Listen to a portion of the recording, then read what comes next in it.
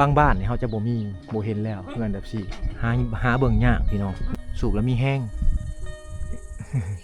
มีแห้งเฮ็ดเวียกบ่อยากนอนเนาะลูกชายหาลูกชายเอา3เป็น8แม่นปะ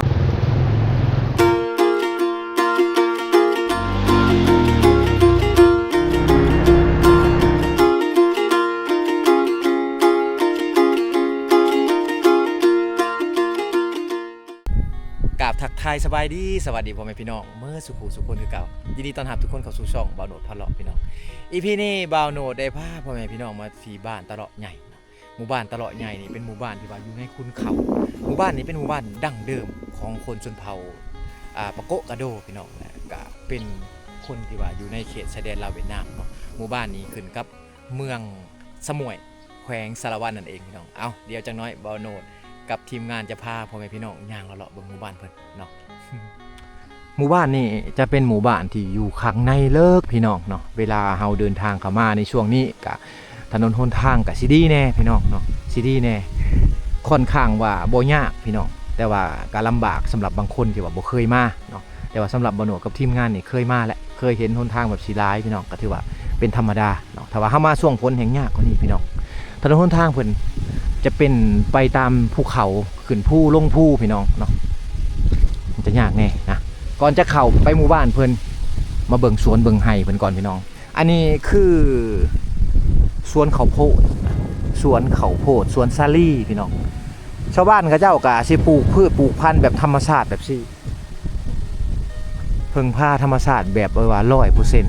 100% ส่วนหลายพืชพันธุ์เพิ่นอยู่ทางเขตนี้จะบ่มีปุ๋ยเคมีสารเคมีต่างๆจะใส่ปุ๋ยคอกเช่นหมวดขี้งัวขี้ควายนะในการเอามาเฮ็ดปุ๋ยพืชพันธุ์นี้งามขนาดพี่น้องเป็นชวนนี่แม่เอ้ยโอ้แม่เพิ่นย่างมาแม่เพิ่นย่างมาแต่บ้านนอกพูนพี่น้องเนาะอยู่ตรงนอกพุ่นแหละบางบ่โหนดไปถ่ายมาทำอิฐนั่นแหละเพิ่นย่างเอาได้ทางนี้ส่วนหลายทางเขตนี้บ่มีสัญญาณโทรศัพท์นะถ้าว่าจากโทรศัพท์ก็ต้องขึ้นภูพุ่นพี่น้องเยิงจากหมู่บ้านใกล้จากหมู่บ้านหลายเยิงเนาะย่างเอาเบนชวนเด้อบ่มีรถย่างเอาเพิ่นว่าโอ้ทางนั้นแบกใหม่มากะบ่ได้ง่ายนะก่อนสิมาฮอดพี่น้องหนังเช้าเมื่อยอยู่พุ่นเนาะเขาแบกใหม่มาเขาเมื่อยเขามาแต่ให้เขาเอาเดี๋ยวเฮาย่างเลาะเบิ่งหมู่บ้านเพิ่นหมู่บ้านนี่อยู่ในตีนเขาเลยเขาลูกเขาหน่วยนี่อันภูเขาหน่วยนี่ก็สิเป็นภูเขาที่ว่าขัดระหว่างลาวกับเวียดนามพี่น้องลาวกับเวียดนามหมู่บ้านนี้จะเป็นหมู่บ้านดั้งเดิมของคนชนเผ่าปะโกะกะโดเฮาเป็นหมู่บ้านดั้งเดิมอหลีเลยพี่น้องเนาะเฮือนซ่านเขานี่ยังมีอยู่เฮือนทรงเก่าที่ว่าเขาเจ้ามุงใบมุงหญ้าหวายเด้อพี่น้องเนาะใบตองข้อนี่บ่มีนะเขาจะมุงหญ้าค่าบ่แม่นหญ้าหวายเนาะมุงหญ้าค่าเลาะลุ่มๆลงไปนี่ก็สิเป็นหมู่บ้านเขาเลยหมู่บ้านนี่เขาตั้งอยู่ในหัวภูนะเวลาก่อนจะได้เฮือนได้ซ่านชาวบ้านเขาเจ้ากะสิได้ขุดภูลงขุดเปื่อยภูลงให้มันเพียงให้มันได้ระดับซะก่อนแล้วเพิ่นจึงได้เฮ็ดเฮือนเฮ็ดซ่านนี่อันนี้ก็คือหมู่บ้านเขาเจ้าที่ว่าเขาเจ้าอยู่มาแต่รุ่นพ่อรุ่นแม่คนในเขตนี่เวลาเขาอยู่ข้างในแบบซี่ก็อยู่แบบพึ่งพาธรรมชาติแบบ 100%เฮือนซ่านต่างๆเฮือนที่ว่าเป็นเฮือนไม้เขาเจ้านี่ก็เอามาจากภูจากผาทั้งหลังนี่แหละพี่น้องเนาะภูผาทั้งหลังเขานี่เปรียบเหมือนตลาดหรือว่าซุปเปอร์มาร์เก็ตที่ว่าบ่ต้องได้ใช้เงินซื้อจ่ายต่างๆอาหารการกินการอยู่ต่างๆก็เขาเจ้าก็เอามาจากตลาดหลังบ้านเขาเจ้านี่ก็คือภูเขาหน่วยนี่แหละพี่น้องเนาะที่ว่ายังอุดมสมบูรณ์อยู่เป็นหมู่บ้านที่ว่าขนาดถือว่าใหญ่พอสมควรเลยพี่น้องบ้านนี้จะมีโรงเรียนนะมีโรงเรียนประถมสมบูรณ์แต่ว่าจะบ่มีสุขศาลาแต่ว่าสุขศาลาการปิ่นปัวพญาติต่างๆเขาจะไปปัวอยู่เมืองสมวยแขวงสารวันพี่น้องเนาะเอาย่างเลาะพี่น้องเลยเนาะเบิ่งบรรยากาศอะไรย่างเลาะมาเบิ่งเฮือนเขาเฮือนกับเจ้านี่แม่นเขาจะมุงกระเบื้องแหละผู้ใดที่ว่ามีเงินเนี่ยก็จะเฮ็ดแบบซี่พี่น้องเนาะมุงกระเบื้องพร้อมนะมุงกระเบื้องแบบนี้แล้วก็แอมฟ้ากระแตะแบบซี่โอ้อันนี้เพิ่นมาแต่ให้บ่โอ้ เยิ้งบ่ให้เพิ่นเนี่ยแบกไม้มาพร้อมเนาะแบกฟืนอันนี้เสื้อเพลิงในการหุงข้าวนึ่งข้าวต่างๆไม่ยิ่งเขาเจ้าจะแบกมาพี่น้องเนาะย่างเลาะเบิ่งหมู่บ้านเพิ่นก่อนพี่น้องเดี๋ยวจึงไปเบิ่งวิถีชีวิตไทยบ้านเพิ่นเฮามาในช่วงนี้ก็คือเห็นช่วงนี้ทางเขตนี่เนี่ยเขาจะออกไห้เขาจะเฮ็ดไห้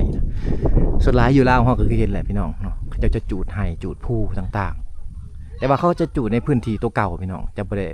ลามไปพื้นที่ใหม่เนาะฉะนั้นมาในช่วงนี้ก็สิมีควันเนี่ยคือฝุ่น PM 2.5อะไรพี่น้องที่ว่าปลิวไปฝั่งไทยแน่ปลิวไปประเทศเพื่อนบ้านเฮาแน่พี่น้องเนาะเบิ่งเฮือนซ่านเพิ่นเดี๋ยวบ่โนจะถ่ายให้ละเอียดสุดๆเลยให้พ่อแม่พี่น้องได้เบิ่งเนาะข้างในจะเป็นน้ำโอ้ทางนี้เขาบ่ได้ตักน้ำแล้วตัวนี้เขาจะใส่น้ำลิ้นอะไรพี่น้องนี่อันนี้คือน้ำลิ้นเขาน้ำลิ้นชาวบ้านนี่ส่วนหลายอยู่ในเขตทางข้างในนี่จะมีโครงการเขามาช่วยเหลือมาพัฒนาให้ต่อเป็นท่อเป็นอ่างมาให้ฉะนั้นเขาจะใส่น้ำลิ้นแบบก๊อกพี่น้องเขาบ่ใส่เขาก็มอดไว้เนาะเขาจะบ่ได้ปล่อยถิ่มคืออยู่ทางเขตเมืองเซโปนเฮาโอ้วิวภูเขางามขนาดนี่เงินซ่านเพิ่นโอ้อันนี้คืออาจ้อยนะทางนี้เจ้าห้องว่าอาจ้อยพี่น้องอาจ้อยกับพางเอาไว้ไปให้ไปสวนต่างๆแบกของอยู่ของกินมาพ่อย่างละเลาะเบิ่งเงินซ่านเขตนี้ก็ยังมีวิถีชีวิตแบบดั้งเดิมก็คือการหลักๆกันแม่นการนับถือผีชาวบ้านเขานี่นับถือผีบ่ว่าจะเป็นผีให้ผีสวนต่างๆผีปู่ย่าตายายผีบรรพบุรุษพี่น้องเนาะถ้าว่าต้องได้เฮ็ดเฮือนเฮ็ดซ่านหรือว่าเฮ็ดให้เขาก็ต้องได้ขอบซะก่อนเฮือนเพิ่นส่วนหลายมากในเขตนี้ก็สิเป็นเฮือนที่ว่ามุงกระเบื้องไปเทียมห้อยแหละเพิ่นมุงกระเบื้องนี่เข้ามาแต่เวียดนามแต่ว่าเฮือนซ่านเพิ่นก็ยังแอมฟ้ากระแตะคือเก่าเป็นชวนสบายดี สูบหืดเนาะกอกผู้หญิงอยู่ทางเขตเขาจะสูบหืดกันเป็นชวน เป็นชวนสบายดีคือเป็นชวนก็คือสบายดีอะไรพี่น้องเนาะทางเขตนี้เขาจะสูบหืดนี่คือใบยาสูบที่ชาวบ้านเขาปลูกเองตัวนี้เห็ดเองบ่สูบแล้วมีแห้ง มีแห้งเห็ดเวียกบ่อยากนอนเนาะทางเขตนี่ถ้าว่าขาดยาสูบนี่ไปให้ไปชวนนี่เขากลับมาเอาคืนแม่นบ่ข้าวน้ำนี่บ่กินก็ได้เนาะถ้ามียาสูบนี่แล้วนี่ได้ผู้หญิงเป็นเรื่องปกติของคนในชนเผ่าหรือว่าคนในเขตชนบทภูดอยทางนี้จะปลูกพืชเองปลูกเองเนาะตัวนี้ปลูกเองบ่ได้ซื้อยาสำเร็จรูปตัวยาสำเร็จรูปกับยาตัวนี้ตัวใดคักตัวนี้คักกว่าบ่คักอันในเฮ็ดเองในเปลเด็ดเดียวโอ้ตัวเฮ็ดเองนี่คักกว่าสูบปุ๊กกว่าสูบแล้วมีแห้งส่วนหลายเขาจะเห็นผู้หญิงเด้สูบยาเด้ผู้ชายนี่มันส่วนน้อยผู้หญิงนี่อายุประมาณ30ขึ้นไปนี่เพิ่นจะสูบยาทั้งหมดเลยอันนี้คือประเพณีหรือวัฒนธรรมของคนในชนเผ่าทางเขตภูดอยพี่น้องเห็นหมู่สูบบางคนก็สูบเหมือนกันสูบแล้วติดแล้วก็สูบเหมือนกันเลยนะสูบแล้วมีแห้งเฮ็ดให้เฮ็ดสวนนี่บ่เมื่อยเนาะ เอ้ยอ้าวขอบใจเด้อโดยอันนี้คือฟืนเพิ่นกุ้ยบ่กุ้ยมาบ่นี่กุ้ยคือแบกมาลำใหญ่ๆแบบสี่เลยนะโอ้บักหนักๆได้พี่น้องเอ้ย อันนี้คือเสื้อเพลิงไว้หนึ่งเข่าดังไฟเนาะดังเข่าดังไฟ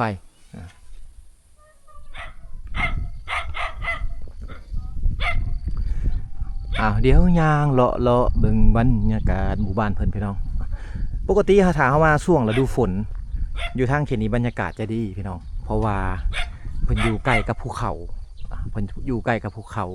หมู่บ้านเพิ่นนี้จะมีทะเลหมอกทางหลังแต่ว่าเข้ามาช่วงนี้จะมีแต่ฝุ่นหรือว่าควัน PM 2.5พี่น้องว่าอยู่ทางเขตนี้เขาจะเฮ็ดไห้กันช่วงนี้ก็คือช่วงจูดไห้เฮ็ดไห้เนาะฉะนั้นเขาก็จะเห็นเป็นขุ่นขาวๆเนี่ยพี่น้องแต่ว่าป่าทั้งหลังนี่จะเป็นป่าสงวนเด้อพี่น้องเขาเฮ็ดไห้บ่ได้เนื้อที่เขาเฮ็ดไห้ก็คือเนื้อที่ที่ว่าติดกับนาเขาหรือว่าเฮือนเขานี่พอเฮ็ดได้อยู่แต่ว่าสิขึ้นไปเฮ็ดอยู่เทิงนี่บ่ได้เลยเพราะว่าขามไปเบื้องนั้นจะเป็นเวียดนามทหารเวียดนามจะอยู่เทิงภูนั่นพี่น้องเนาะอันนี้คือจุดยุทธศาสตร์ในการเฮ็ดสงครามของเวียดนามแน่แล้วก็เป็นเขตตะเข็บชายแดนลาวเวียดนามแน่พี่น้องฉะนั้นการจะเฮ็ดไห้เฮ็ดสวนต่างๆต้องได้เสนอของการบ้านก่อนของการบ้านยังไปเสนอแข้งเสนอเมือง มู่บ้านนี่ก็คือเห็นพี่น้องเลยบ่โนดบอกเลยว่าบ้านนี่คักบรรยากาศดีนะถ้าว่าใครมาเห็นด้วยตัวเองเนี่ยโอ้แห่งคักกว่านี้พี่น้องเนาะเฮือนที่พี่น้องเห็นเป็นหลังแบบนี้เป็นหลังแบบนี้ก็คือเฮือนเฮ็ดฮีทหรือว่าเฮือนแก่ฮีทของชาวบ้านเขาชนเผ่าปะโกะกะโดเฮาอยู่ทางเขตนี้ผู้ที่ยังนับถือผีแม่นเขาจะเฮ็ดเฮือนหลังหนึ่งเอาไว้ให้ผีโดยเฉพาะครอบครัวใดที่มีอ้ายไอ้น้องหลายคนนะ4-5 คน7-8 คน10 คนกันไปจะเฮ็ดเป็นเฮือนหลังใหญ่ๆแบบนี้เลยพี่น้องเนาะอันนี้คือเฮือนแก่ฮีทเพิ่นเฮือนหลังใหญ่ๆแบบนี้เลยนะเฮือนแก่ฮีทเป็นหลังบักใหญ่ๆเป็นเฮือนไม้ที่ว่ามั่นคงช่วงเดือน12ชาวบ้านเขาจะเฮ็ดงานนั้นจะเป็นงานกินงะพี่น้องงานกินงะนี่ก็คือคล้ายๆกับงานบุญปีใหม่ลาวเนาะแต่ว่าเขาเจ้าจะบ่ได้หดน้ำกันบ่ได้สงพระหดน้ำแต่ว่าเขาจะเฮ็ดฮีทนะมีขางัวขาควายขาแบ่เฮ็ดหมดบ้านพี่น้องเฮ็ดหมดบ้านแต่ละหลังคาเฮือนจะมีเฮือนแบบ4อยู่เขาจะเฮ็ดขึ้นไปไหวอีกยังขึ้นไปไหวอยู่เทิงหันแล้วเขาก็กินเหล้ากินเบียร์อยู่เทิงเฮือนนั่นพี่น้องประมาณ1 มื้อนะบางบ้านที่ว่าเศรษฐกิจดีแน่ก็สิเฮ็ดหลายมื้อประมาณ2 มื้อบางบ้านที่ว่าเศรษฐกิจบ่ดีก็สิเฮ็ดประมาณมื้อนึงพี่น้องอันนี้คือเขาเห็นหมดบ้านเฮ็ดมื้อบ้านเฮ็ดนํกันนั่นเองเฮือนข้างหน้าที่พี่น้องเห็นนี้จะบ่แม่นเฮือนแก่ฮีทพระเจ้าแต่ว่าจะเป็นเฮือนคนบูฮานพี่น้องหรือว่าเฮือนทรงเก่าทรงแก่แต่บูฮานแต่สมัยก่อนเฮือนอยู่ทางเขตภาคใต้บ่ว่าจะเป็นดากจึงเนาะเมืองเซกองฮั่นพี่น้องบ่ว่าจะเป็นเมืองสารวัตรนะตามตัวเมืองต่างๆเฮือนเขาเจ้าจะเป็นแบบนี้เลยจะเป็นแบบนี้ก็คือเฮือนทรงกุ๊บแบบนี้พี่น้องเฮ็ดไปด้วยมุงหลังคาด้วยอันใบหวายนะหรือว่าหญ้าคาชาวบ้านเขาเจ้านี่จะอยู่แบบนี้เลยในเฮือนนี่จะมีห้องนอนจะมีเฮือนครัวนะจะมีเตาไฟเอาไว้แต่งอยู่ครัวกินต่างๆเพราะว่าคนสมัยก่อนเนี่ยเขาเจ้าอยู่ในป่าเลิกแบบนี้เนี่ยเขาจะบ่เฮ็ดเฮือนครัวไว้กองตารางหรือว่าใต้ทุนบ้านพี่น้องเขาจะเฮ็ดเฮือนแล้วก็เฮ็ดเฮือนครัวไว้อยู่ทางเทิงนำเพราะว่าสมัยก่อนนี่หมู่บ้านเขาเจ้าจะอยู่ข้างในแล้วจะอยู่ข้างในภูผาแบบนี้เนาะหรือว่าป่าไม้แบบนี้จะมีเสือมีสัตว์หายต่างๆมีงูมีสิ่งที่ว่าบ่ดีหั่นน่ะพี่น้องเขาย่านตัวนั้นเขาเลยเฮ็ดเฮือนครัวไว้อยู่เทิงกับบรรยากาศหมู่บ้านเขานี่ก็เกือบว่าฝนตกตลอดปีแล้วก็เกือบว่าหนาวตลอดปีฉะนั้นชาวบ้านเขาเจ้าจึงเฮ็ดเตาไฟไว้อยู่เทิงนะแล้วก็เฮ็ดเป็นห้องนอนพร้อมอันนี้คือเฮือนทรงเก่าทรงเดิมของชาวบ้านเขาเจ้าที่ว่าเฮายังพบเห็นอยู่พี่น้องเนาะบางบ้านนี่เฮาจะบ่เห็นแล้วเฮือนแบบนี้หาเบิ่งยากพี่น้องเนาะจะเป็นเฮือนประมาณ1 2 3ประมาณ3x4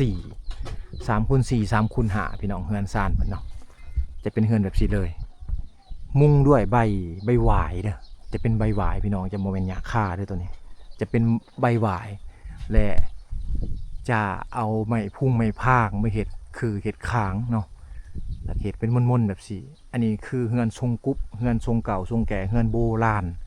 ของคนในเขตภาคใต้ของลาวเฮาจะมีหลายแบบนี้แต่ก่อนเนี่ยไม้จะเป็นไม้พุ่งไม้พางหมดเสาเฮือนอย่างต่างๆนะแต่ว่ามาในปัจจุบันนี่เขาก็บูรณะซ่อมแปลงเอาเป็นไม้มันนี่ขึ้นมานะแล้วก็เป็นพาไม้พุ่งไม้พางเฮ็ดเป็นพาเองแต่ว่าเฮือนหลังนี่เนี่ยชาวบ้านเขาจะเฮ็ดเองผู้คนในหมู่บ้านเขาถ้าว่าเฮ็ดเฮือนเฮ็ดชานเขาจะซอยเรือกันเฮ็ดนํกันพี่น้องเนาะนี่อันนี้คือข้างในเฮือนเขาเจ้าเห็นบ่จะมีห้องนอนห้องนึงจะมีเฮือนครัวเตาไฟอยู่นี่พี่น้องสบายดีบักละ มาแต่มงเฮียนนะเขายานนี่เลยบรรยากาศในเฮือนในซานเพิ่นพี่น้องเนาะเป็นห้องนอนแน่เป็นวางแต่งอยู่โคกินแน่เป็นวางเมียนเครื่องแน่เทิงขึ้นไปจะมีอีกสั่นหนึ่งก็คือต้นนั้นจะเป็นสั่นเมียนเครื่องเพิ่นข้างในนี่จะดำเลยแหละเนาะจะดำมีแต่ควันไฟนะกบเต็มเลย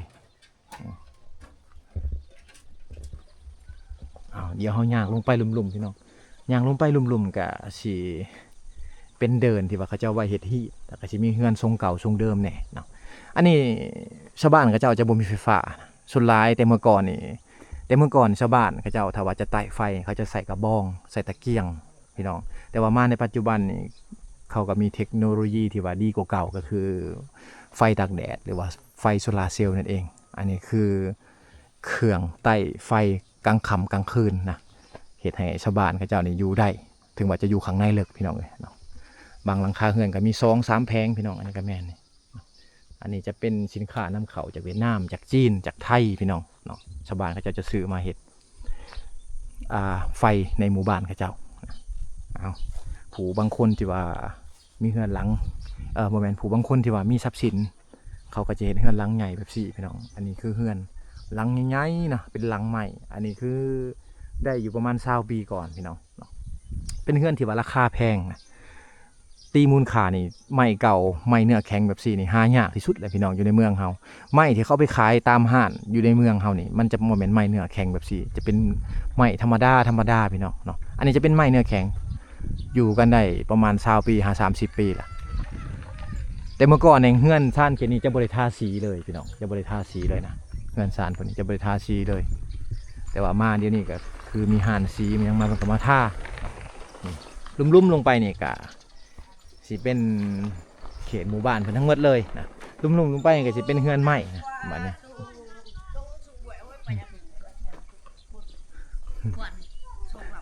อันนี้คือวัยรุ่นอยู่ทางเขตนี่เจ้าคือนางฟ้าสบายดีไผคือนางฟ้า ในเพลงเนาะ การแต่งตัวของวัยรุ่นอยู่ในเขตนี่จะแตกต่างกับอยู่บ้านเฮานะอันนี้คือเอกลักษณ์ของวัยรุ่นสบายดีพอโอ้บันชวนจ้ายังอันนี้มาหุ้งสบายดีพ่อนี่เป็นทหารเก่าเลยเนาะอันนี้เขาห้องยังภาษาทางพ่อนี่มาหุ้งนี่เงียบกิ๊บไปเพิ่นบ่เข้าใจพี่น้องตะนางเล่าเนี่ยเพิ่นบ่เข้าใจก็เป็นภาษาปะโกกระโดดเพิ่นจะเข้าใจมาเบิ่งเฮือนซานเพิ่นต่อพี่น้องบรรยากาศเนาะเฮือนซานเพิ่นก็คือเห็นนี่แหละตัววิวแบบงามๆเลย360องศาคือภูเขาได้ป่าไม้อยู่ข้างหลังเดินคือเขาเห็นนี่อันนี้เขาเจ้าจะบ่ได้เฮ็ดเฮือนใส่นะเดินแบบนี้จะเป็นเดินที่ว่าเขาเจ้าแก้ฮีตเขาไว้เฮ็ดฮีตเฮ็ดคลองเขาพี่น้องเนาะฮีตตัวนี้ก็คือฮีตกินงะประมาณเดือน12ถ่ายปีชาวบ้านเขาจะเฮ็ดงะกินงะกันก็คือบนอดเว้าแหละอยากคล้ายๆกับบุญปีใหม่เฮาอ้อมแอมแถวนี้ตามบริเวณเดินนี่จะเป็น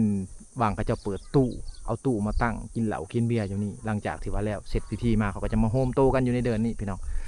เขาก็จะเอาตู้มาตั้งมาเปิดอย่างนี้ตู้เขาจะมีไฟฟ้านะเขาจะใส่จักรปั่นไฟในการเปิดตู้เสพดนตรีต่างๆพี่น้องเนาะ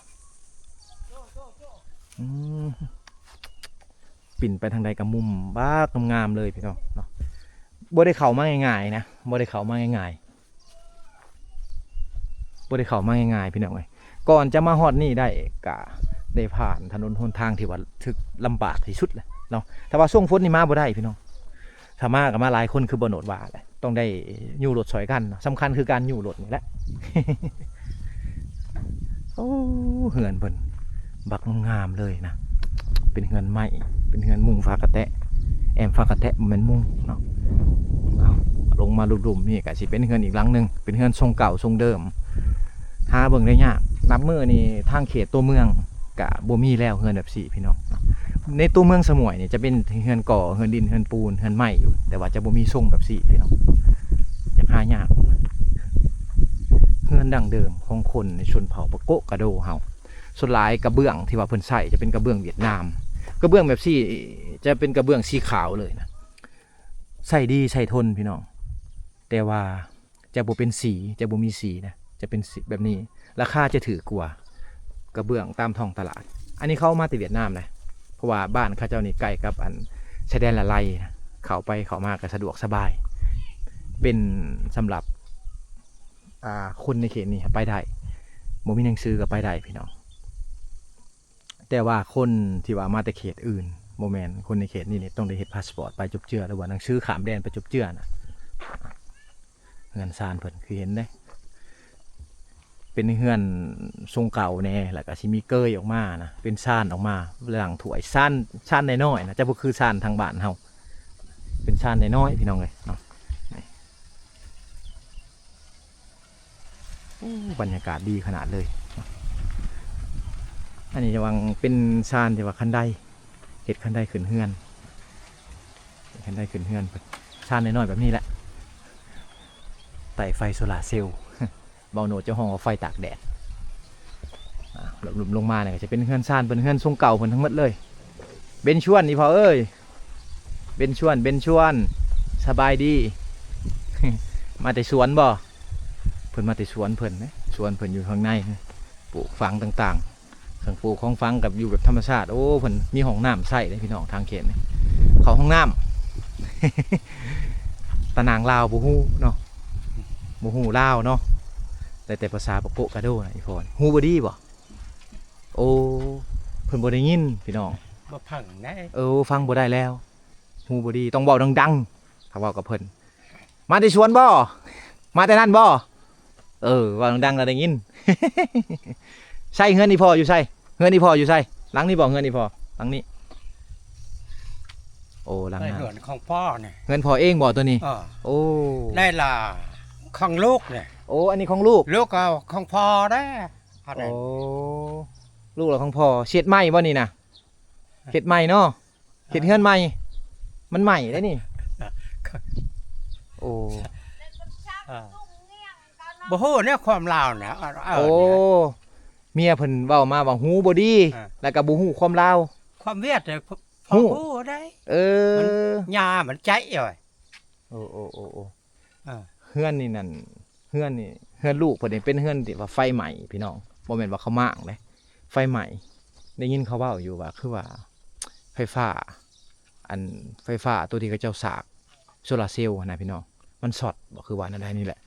ได้ยินไทบ้านเขาเว้าอยู่เนาะแต่ว่าบ่โนดก็บ่ฮู้ว่าสิเป็นเฮือนหลังนี้เนาะขอมกกับใจเด้ออีพอเด้อ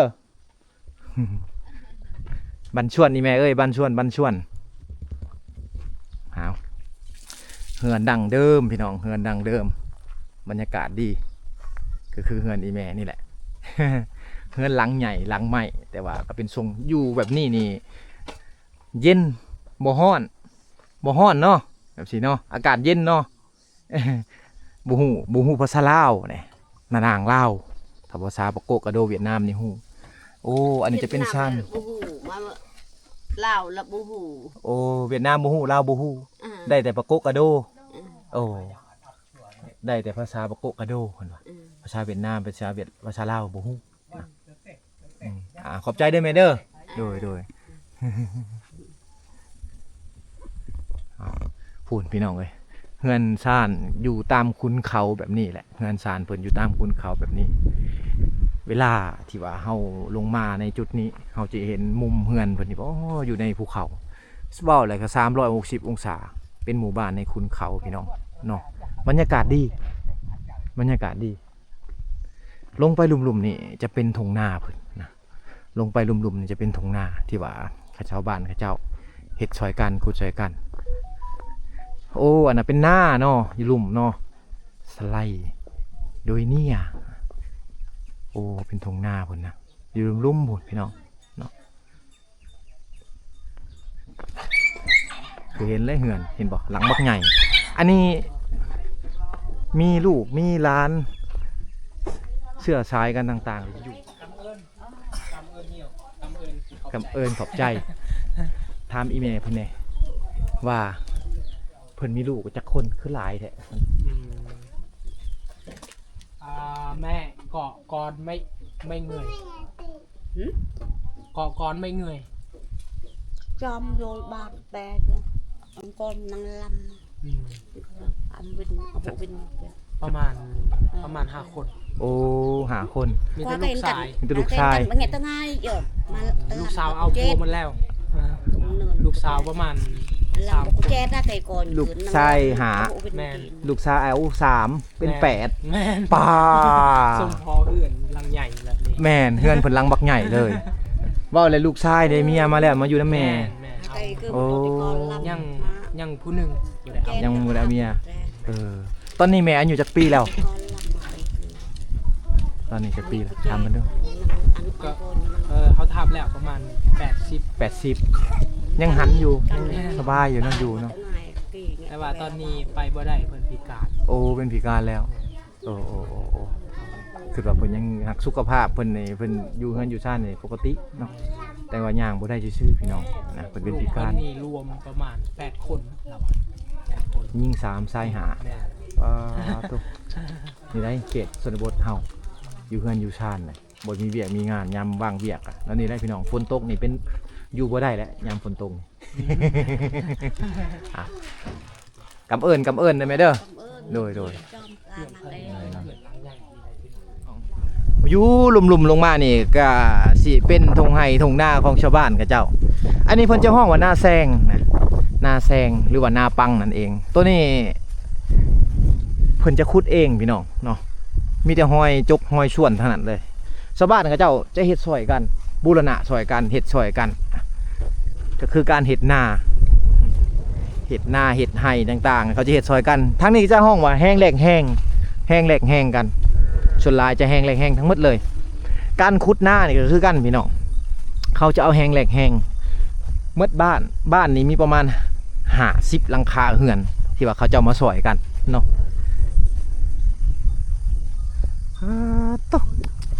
ชมพ่อหน้าเขาจึงแล้วไวพี่น้องย้อนเขาซอยกันประมาณเดือนหนึ่งหรือเดือนปลายเกือบ2 เดือนเท่านั้นที่ว่าเขาเจ้าเฮ็ดให้เฮ็ดนา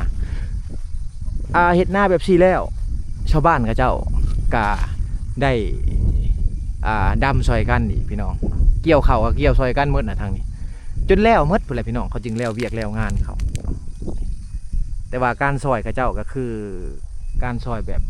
แห้งแหลกแห้งบ่ได้เอาเงินจ้างคือบ้านเฮานะบ้านเฮาจะจ้างมือละ100,000-200,000กีบพี่น้องหรือว่ามือ200-300 บาทพุ่นแหละบ้านเฮาก็ได้เนาะการเฮ็ดนานี่นะถ้าว่าสิจ้างน้อยกว่านั้นก็บ่มีไผเฮ็ดพี่น้องเอ้ยเนาะบางคนก็ไปรับจ้างในเมืองนะคนอยู่ในเมืองเฮานี่นะไปรับจ้างอยู่ในเมืองได้เงินเดือนละ4-5 ล้านประมาณ7-8,000 บาทพี่น้องเนาะต้องได้เอาเงินจ้างกันนะอยู่ในเขตเมืองเฮาแต่ว่าอยู่ในเขตชนบทก็คือเห็นพี่น้องชาวบ้านเขาเจ้าจะเอาแห้งแหลกแห้งกันจะส่วนหลายให้ของผู้นี้แล้วเขาก็ไปเฮ็ดให้อีกซอยกันอีกผู้นึงหน้าของผู้นี้แล้วก็ไปซอยอีกผู้นึงพี่น้องจนว่าแล้วเวียกแล้วงานทั้งหมดพุ่นแหละพี่น้องเนาะการเก็บเกี่ยวคือกันนะเก็บเกี่ยวซอยกันจะเป็นเก็บเกี่ยวมันต่างๆเป็นเก็บเขาให้เขาหน้าแบบซี่ต่างๆถ้าแล้วหอดเดือน12เขาก็กินงะก็คือการบูชาผีของชาวบ้านเจ้าเขาแหละเนาะผีบรรพบุรุษพี่น้องเลยเนาะตัวนั้นจะเป็นเฮือนผีบรรพบุรุษที่ว่าบ่หนูถ่ายทำให้พ่อแม่พี่น้องได้เบิ่งนั่นแหละมื้อนั้นก็คือมื้อที่ว่าเขาเจ้าม่วนเขาจะเชิญแขกบ้านแขกเฮือนมาเนาะบ้านอื่นมาลิ่นมาหัวน้ำกันพี่น้องเนาะเป็นบ้านที่ว่าหักแพงกันหรือว่าเขาจะเชิญพี่น้องอยู่ทางเวียดนามมาลิ่นมาหัวน้ำกันพี่น้องเนาะนั่นก็คือประเพณีเพิ่นอยู่ทางเขตนี้